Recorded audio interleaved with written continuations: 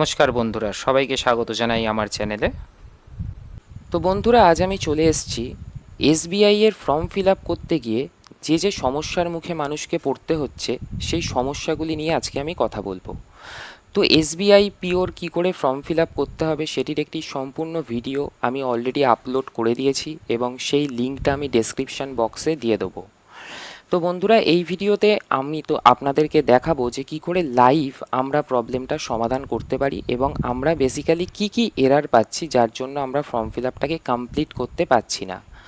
তো আপনারা দেখতে পাচ্ছেন বন্ধুরা, এখানে যে স্ক্রিনশটটা আমি দিয়েছি সেখানে ফটোগ্রাফ যখন আমরা আপডেট করব বা আপলোড করব সেটা সাইজ 20 কেবি থেকে 50 কেবির মধ্যে হতে হবে।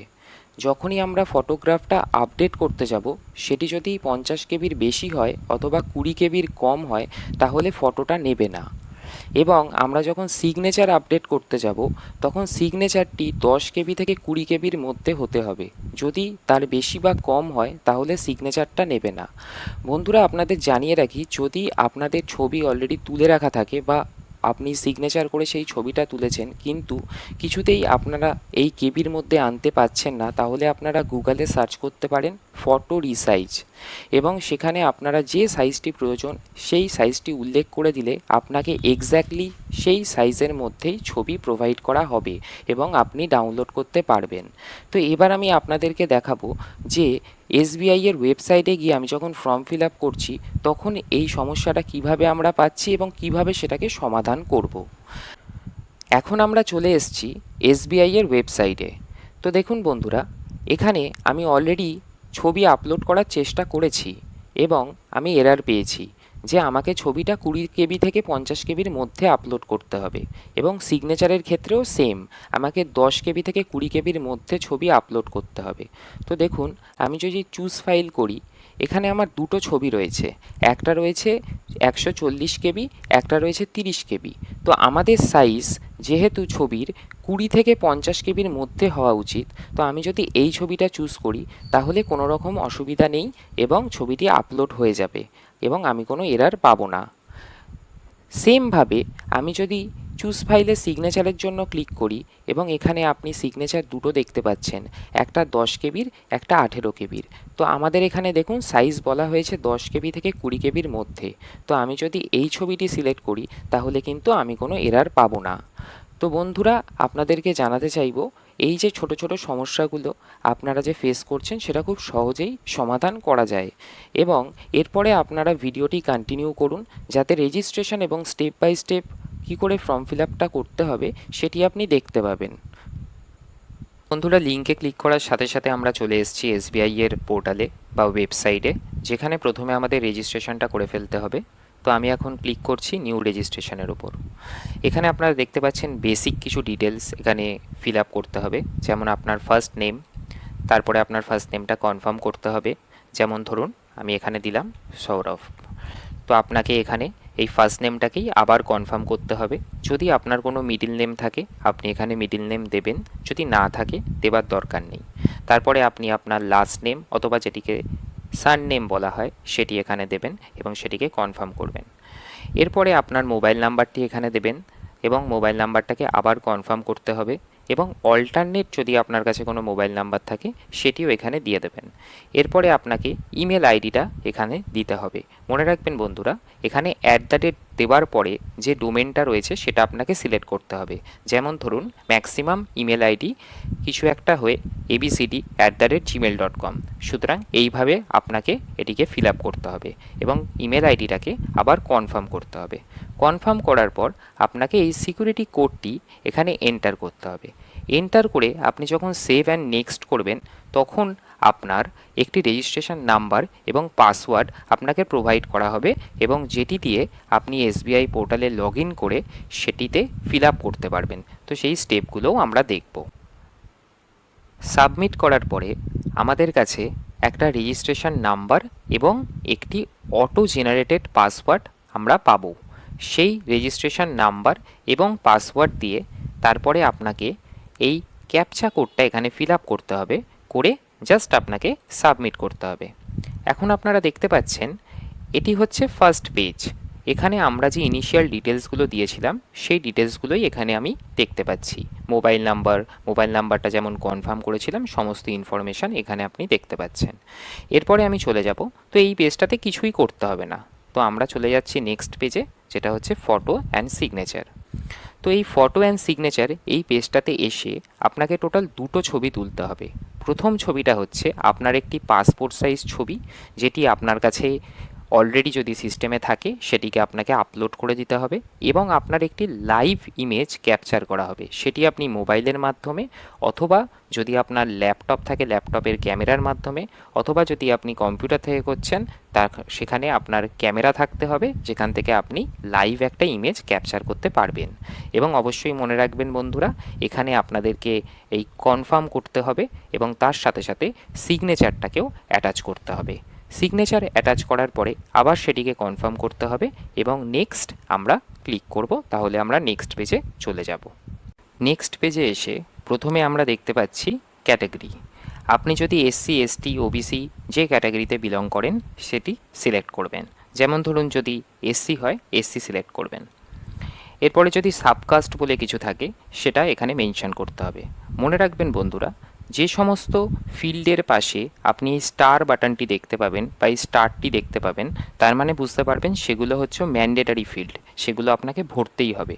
বাট যেগুলোতে স্টার নেই, রেড স্টার আপনি দেখতে পাচ্ছেন না, সেগুলো না ভরলেও চলবে। এবার আমরা চলে আসছি নেক্সট অপশান, যেখানে আপনাকে জিজ্ঞাসা করা হচ্ছে যে আপনার কি কোনো ডিসেবিলিটি আছে কি না। তো আমি এখানে নো সিলেক্ট করেছি। এবং মনে রাখবেন বন্ধুরা, এটি নো সিলেক্ট করার সাথে সাথে এখানে সমস্ত ডিসেবিলিটি যতগুলো কোয়েশ্চেন রয়েছে একটাও আপনাকে অ্যান্সার করতে হবে না। আপনি ডিরেক্টলি চলে আসুন রিলিজিয়ানে এসে আপনাকে এখানে রিলিজিয়ান সিলেক্ট করতে হবে। দেন আপনি কি মাইনরিটি কমিউনিটি থেকে বিলং করেন, তাহলে আপনাকে সেটি সিলেক্ট করতে হবে। আপনি কি এক্স সার্ভিসম্যান ছিলেন, যদি আপনি কোনো রকমভাবে এসবিআইয়ের সাথে যুক্ত থাকেন সেটা আপনাকে এখানে সিলেক্ট করতে হবে। আমি যেহেতু ছিলাম না তাই আমি এখানে নো সিলেক্ট করেছি। এরপরে আপনি দেখতে পাচ্ছেন যে এসবিআই সম্পর্কিত কিছু তথ্য এখানে আপনার থেকে চাওয়া হচ্ছে, যেই তথ্যগুলো আপনাকে সমস্ত এখানে জানাতে হবে। যেমন প্রথমটা আপনার থেকে জিজ্ঞাসা করা হচ্ছে যে আপনার সিবিলে কোনো রকম প্রবলেম আছে কিনা, মানে আপনি কি লোন নিয়ে সেটিকে ঠিক সময় লোনটাকে দিয়েছেন কিনা, সেই সমস্ত ব্যাপার এখানে সিবিলের ব্যাপারটা আপনাকে জিজ্ঞাসা করা হচ্ছে। সেকেন্ড হচ্ছে আপনার কাছে কি কোনো ক্যারেক্টার সার্টিফিকেট রয়েছে, যদি থাকে আপনি ইয়েস করবেন, যেহেতু নেই আমি নো করেছি। এরপরে বলা হচ্ছে আপনি কি স্টেট ব্যাংকের কোনো ক্লার্কের পজিশানে ছিলেন, যদি আপনি না থাকেন অবশ্যই নো করবেন। যদি অফিসার র্যাঙ্কের কোনো কাজ আপনি করে থাকেন এসবিআইতে তাহলে ইয়েস সিলেক্ট করবেন, যদি না করে থাকেন নো সিলেক্ট করবেন। এরপরে বলা হচ্ছে যে আপনি কি কোনো রকমভাবে এক্স এমপ্লয়ি, মানে কোনো দিন কি আপনি ক্ল্যারিক্যাল জব এসবিআইতে করেছিলেন, তো সেখানে আপনাকে নো সিলেক্ট করতে হবে। এবং আপনি কি কোনো সময় অফিসার র্যাঙ্কের কোনো কাজ এসবিআইতে করেছেন, যদি না করে থাকেন তাহলে নো সিলেক্ট করতে হবে। এরপরে আপনাকে সিলেক্ট করতে হবে ন্যাশনালিটি, যেটা দেখুন আমি এখানে ইন্ডিয়ান সিলেক্ট করেছি।